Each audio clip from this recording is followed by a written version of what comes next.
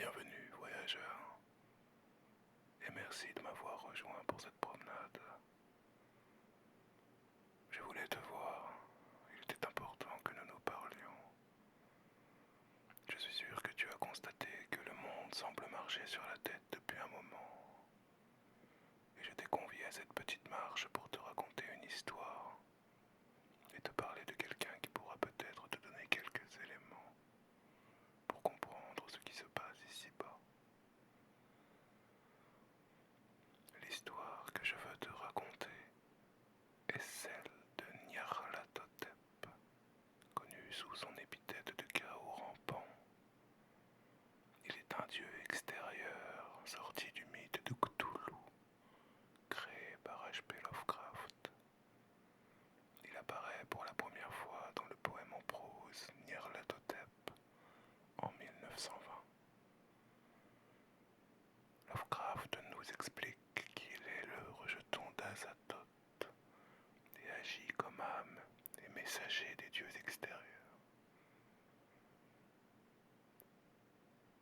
Visuellement, il prend souvent l'apparence d'un homme grand et maigre d'un noir profond, sans cheveux ni barbe, et portant pour seul vêtement une robe informe d'une lourde étoffe noire. Nyarlathotep diffère des autres divinités extérieures à plusieurs égards.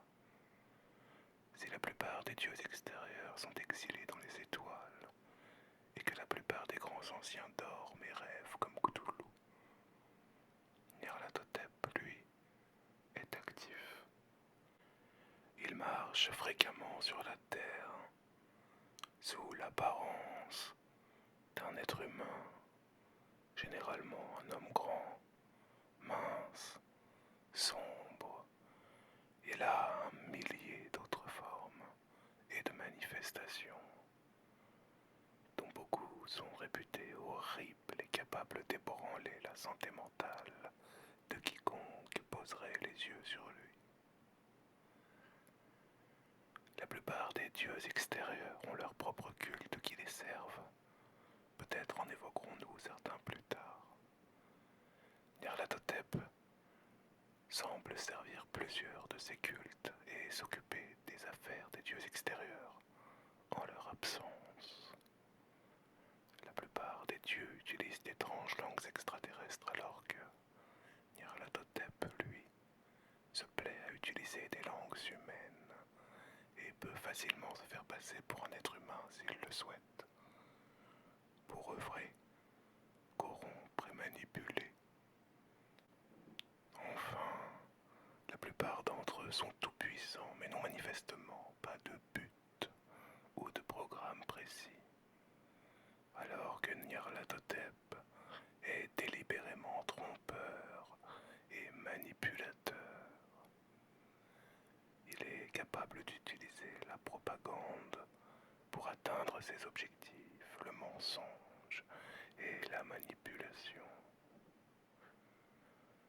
À cet égard, il est probablement le plus humain des dieux extérieurs. Nyarlathotep, donc, exécute la volonté des dieux extérieurs et est leur messager cœur et âme. Il est la figure immémoriale de l'adjoint, du messager des pouvoirs cachés et terribles. Contrairement aux autres dieux extérieurs, Nyarlathotep accorde plus d'importance et de plaisir à la propagation de la folie qu'à la mort et à la destruction. Certains suggèrent qu'il détruira un jour la race humaine, et qui sait, peut-être même la Terre. Unique parmi les grands anciens, Nyarlathotep œuvre parmi les hommes depuis sa première apparition sur Terre, à l'époque des premiers pharaons, avant la destruction de l'Atlantide et la première période glaciaire. Il continua d'exister parmi nous, nous influençant tantôt et nous détruisant souvent. Il est apparu pour la première fois, semble-t-il, dans la lointaine Antiquité, sous la forme d'un homme à la peau sombre, au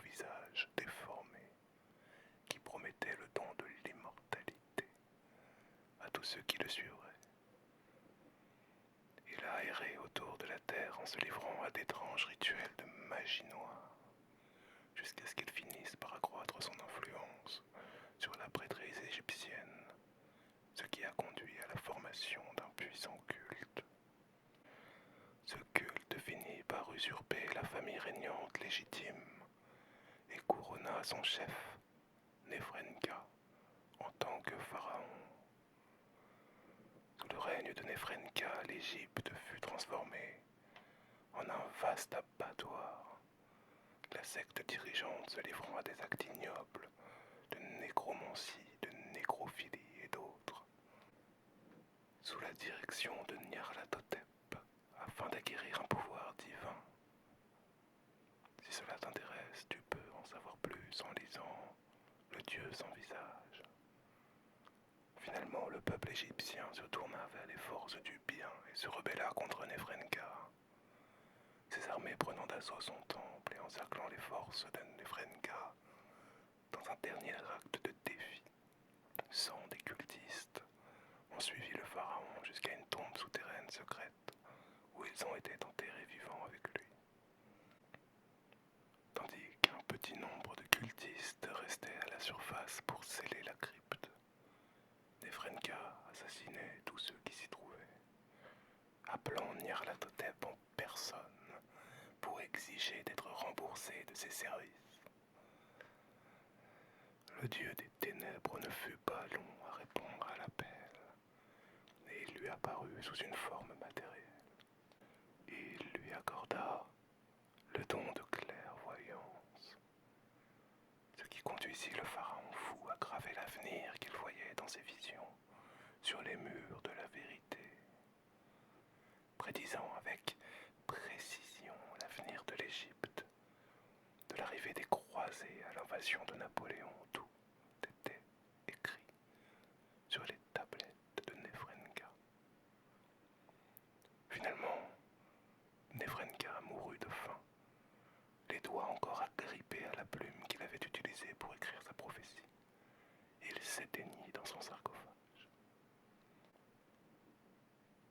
Ces légendes furent rencontrées par les croisés qui les ont emportés avec eux en Europe, étendant ainsi l'influence de Nyarlathotep. Les sorcières de la Nouvelle-Angleterre ont commencé à le vénérer sous le nom de l'homme noir et ont continué à le faire jusqu'en 1962, lorsque Kezia Mason a conclu un pacte avec lui pour s'élever à un niveau d'existence plus élevé. Ludwig Breen, qui a visité le Moyen-Orient sous le règne des Ottomans, a également raconté les histoires qu'il a appris du dieu. Après l'effondrement de l'Empire, la connaissance du culte du ténébreux a commencé à décliner, et il ne restait plus que ces statues au fond du désert saharien et la crypte de Nefrenka sous le Caire.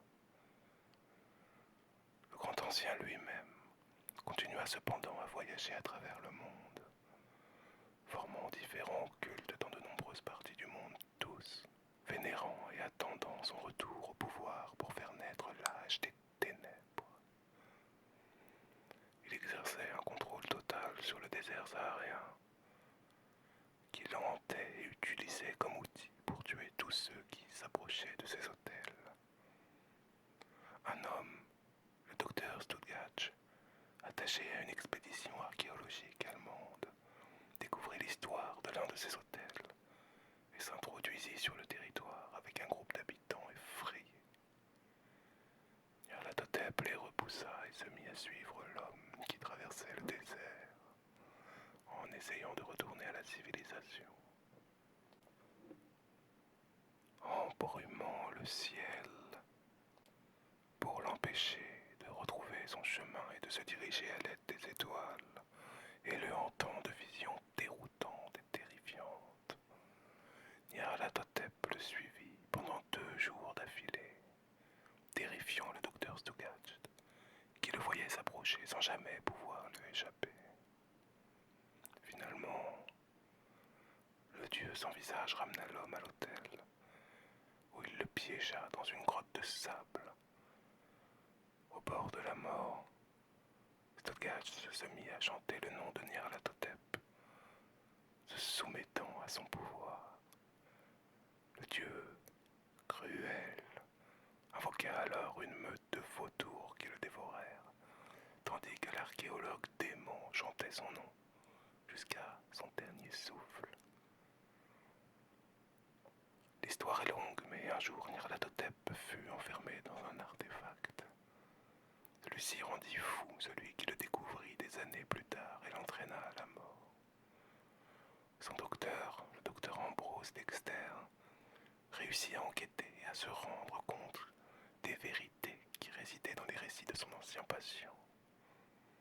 Après avoir rassemblé les pièces du puzzle, il récupéra l'artefact en prenant bien soin de garder la boîte ouverte pour affaiblir l'esprit qui s'y trouvait et qui trouvait sa force dans l'ombre.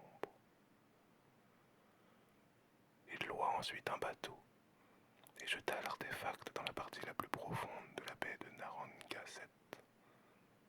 Cependant, son erreur fut de supposer que la lumière du soleil atteindrait l'artefact à cette profondeur. Cette erreur de calcul causée en partie, sans doute, par l'influence du dieu sombre, permit à Nyarlathotep d'accéder à l'obscurité perpétuelle des abysses, augmentant ainsi ses pouvoirs de manière exponentielle. Très vite, Nyarlathotep posséda le corps d'Ambroise Dexter, ayant enfin trouvé un hôte terrestre convenable. Désormais sous forme matérielle, il approcha le projet Manhattan et offrit à Einstein et Oppenheimer les secrets de la bombe atomique. Sous le nom d'Ambrose Dexter, il influença subtilement ses collègues scientifiques jusqu'à ce que la première bombe soit créée. Puis il influença subtilement les politiques et la bombe fut finalement larguée à Hiroshima. Ayant réussi à mettre l'humanité sur la voie de l'autodestruction, Nyarlathotep, le chaos rampant, disparut de nos radars et nous n'avons depuis plus aucune trace de sa présence ou de ses sombres desseins. Enfin, aucune trace, jusqu'aux récentes perturbations qui viennent agiter notre monde. Alors je voulais te le dire de vive voix, mais je compte sur toi pour m'écrire. Si tu venais à apprendre quoi que ce soit, mais surtout prudence. Nyarlathotep est horrible, au-delà de tout ce que tu peux imaginer. Et il ne manquera pas de te montrer un millier de choses magnifiquement affreuses. Je tremble encore de ce que j'ai vu, et j'imagine que ça me hantera moi-même jusqu'à la fin. Mais tout ça n'est pas important. Ce qu'il est, c'est d'être sûr. Tu dois m'écrire si tu entends parler de quoi que ce soit. Il est temps que nos chemins se séparent. Merci pour cette balade. Et à bientôt, voyageurs.